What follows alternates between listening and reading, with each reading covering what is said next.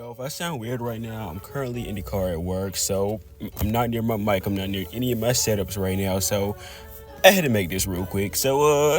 I said the Giants could absolutely not lose this game to the Washington Commanders. I came to the game saying if the Giants lost, the season is essentially over because after this game, you have to play the Browns, you have to play the Cowboys, and I want to say the Seahawks, and the Eagles, and the Bengals, somewhere around that mix.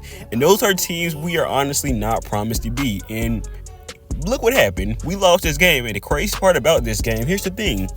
Daniel Jones did not play bad. Daniel Jones, I thought he played good. I didn't think he played great. He wasn't balling, but he did exactly what he was supposed to do. He managed the game pretty well. And we still lost. And the crazy part about this, once again, the Commanders didn't even score a touchdown in this game. They scored 7 field goals. 7 field goals, and we still lost. I said in my last video, I was not going to be angry. I was not going to do any of that in this video, my last video. But now I am, because here's the thing. There were multiple chances for the Giants to win this game. And honestly, there's one person I'm putting the blame on for this game, and that's Brian Daboll, because this is the second time he's done this. Remember, he did it last year before the Jets game. Graham Gano was dealing with a knee injury, and he knew this coming into the game that Graham Gano was dealing with a knee injury.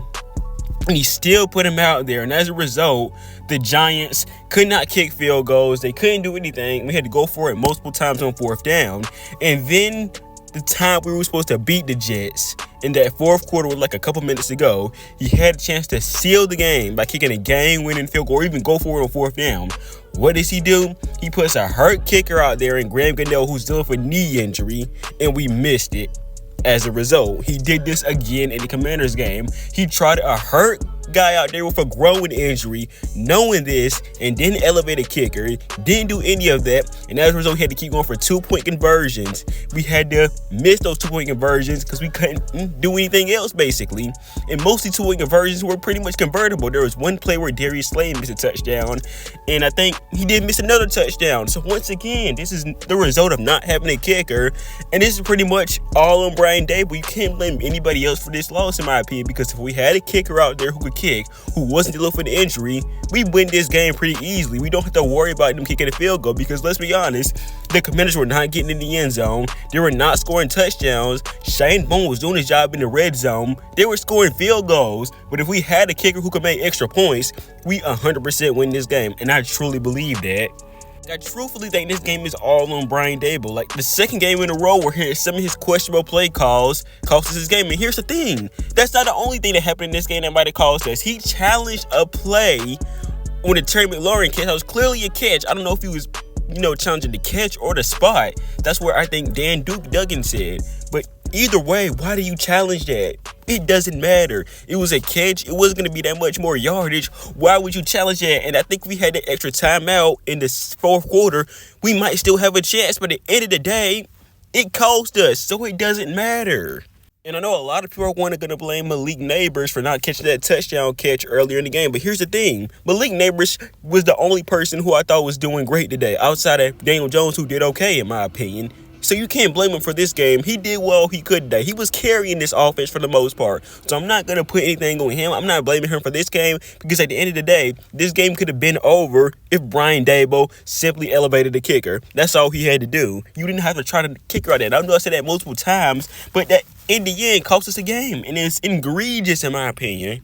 So I really don't want to see anybody blaming Malik Nabers for this loss. I don't want to see anybody blaming him for anything because he's the reason we were even in this game in the first place. He was the reason why we were even making plays on this offense. Without him, we probably don't have any points in this game. Let's be honest. But yeah, he had a fantastic game. I think he had like 10 receptions, somewhere around that lines. 120 yards and 1 touchdown. Andrew Phillips also had a great game as well. I think that's going to be one of our best players in the future. Dexter Lawrence is always having a good game. Bobby Okereke had a good game. Our offensive line was pretty good too. I got to admit that. We were opening up some holes in the running game, and our pass blocking was pretty good. And that's crazy to think about because Bobby Johnson, who led our offensive line last year, was absolutely putrid today, and we still lost. Speaking of that, what was Brian Burns doing again today? I think he had like one play, and that's about it. Once again, this is the same guy we traded multiple second-round picks for and gave him a huge contract. And for the second game in a row, he's not showing up. And I'm trying to give him the benefit of the doubt, but him not showing up in 2 straight games is getting pretty wild to see, honestly. I think Tibbs, like I said before, had an okay game. Not crazy or anything like that, but it was okay.